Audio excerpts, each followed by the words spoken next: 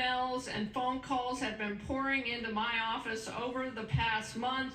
The impacts to our entire state, and especially rural Arizona, are astounding. Let us be clear, chaos is not efficient. Slashing jobs, gutting essential services, and leaving communities scrambling to pick up the pieces is not efficiency, it is destruction. That was just tonight, just within the past hour or so. The Attorney General from Arizona, Chris Mays, speaking in a high school gym in Phoenix tonight. She was speaking at what's being billed as the first of a series of community impact town halls that are being held by Chris Mays and by Democratic state attorneys general from other states. They're going to be these town halls all over the country on the impact of the mass firings in the federal government and Trump's other attempts to dismantle the U.S. government. Again, Democratic state attorneys general holding these town halls. The first one tonight in Phoenix. It's ongoing right now. Also tonight, the leader of the Democrats in the House, Hakeem Jeffries, is holding what they're calling a national update and call to action after Trump's speech to Congress last night. That's happening right now as we speak online. Hakeem Jeffries and a number of other Democrats, including the newly elected chair of the Democratic Party. On Planet Republican, things are a little different. Yesterday, Republican members of Congress were told explicitly by their leadership that they should stop having town halls with their constituents. Stop meeting with the people who voted for you. This isn't a good time. Democrats are getting no such advice, quite the opposite, and Democrats have been holding huge town halls. For example, look at this. This is Oregon this weekend. More than 1,000 people showed up for a town hall in Gresham, Oregon, hosted by Congresswoman Maxine Dexter, a Democrat. There were so many people who turned up for her town hall. They had to pull out extra bleachers. There were people sitting on the gym floor because they still couldn't get into the bleachers. A lot of people were there just to cheer her on. A lot of people were there to also ask her to do more to oppose the Trump administration. One voter at the event told Oregon Public Broadcasting, quote, "I've been calling and messaging her office every day for the past month, asking her to take more drastic action than she is. I think we're running out of road right now." For that huge town hall for Congresswoman Dexter and her constituents, that was Saturday. Last night, Congresswoman Dexter was back across the country at President Trump's speech to Congress. She was among several Democrats who left the House chamber during President Trump's speech.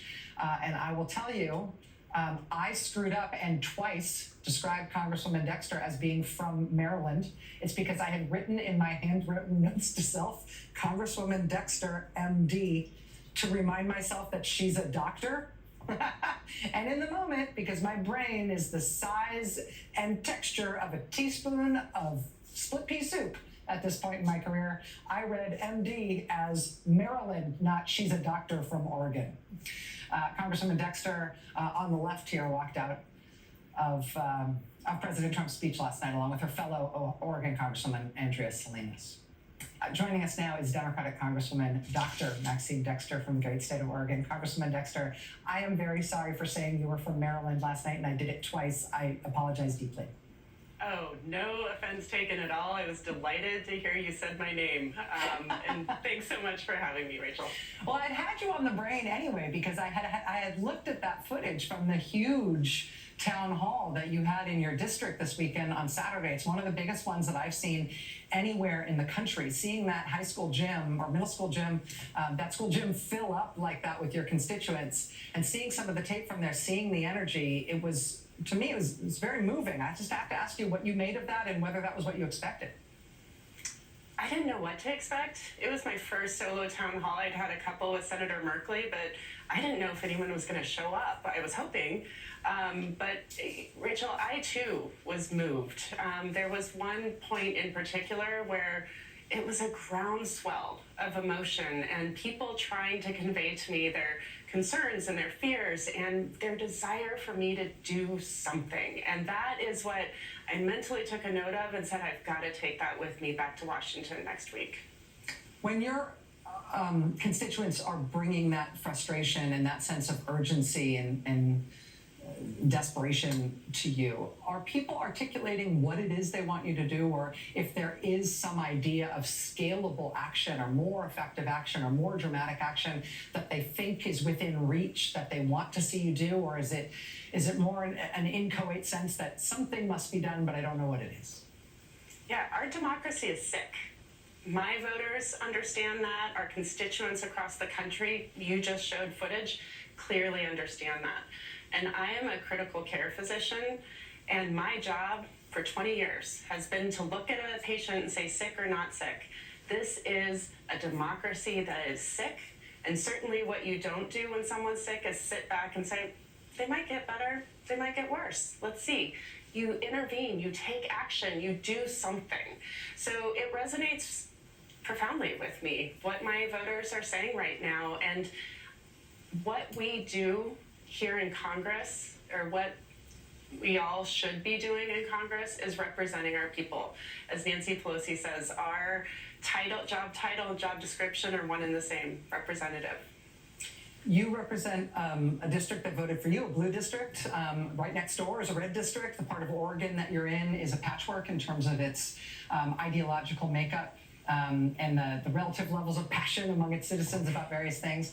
I have to ask if there's anything that's happening that might be surprising to you at all, or sort of coming down in non-predictable partisan ways, as we're starting to see some of the impact of these big cuts to federal workers and big cuts to government programs. Is it coming down in a way that couldn't necessarily have been predicted in advance in terms of the impact in different types of districts?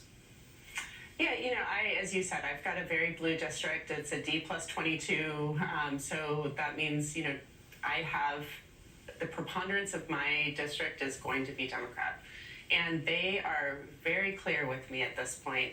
They don't want us to work with Republicans who are undermining our democracy.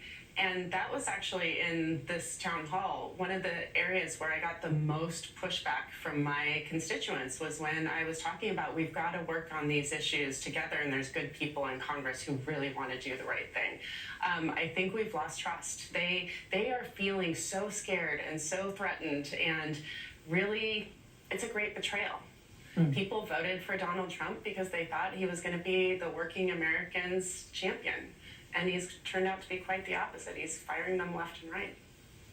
Congresswoman Maxine Dexter of Oregon, thank you for joining us tonight. And stay in touch. Seeing that huge turnout in your district last night, you're saying it's the first in-person solo town hall you've ever done, is really interesting. As you continue holding these events and you see the way things are evolving in your district, we'd love to have you back and keep talking to you about how your constituents are feeling. Thank you. Thank you. I appreciate it. More news ahead. Stay with us.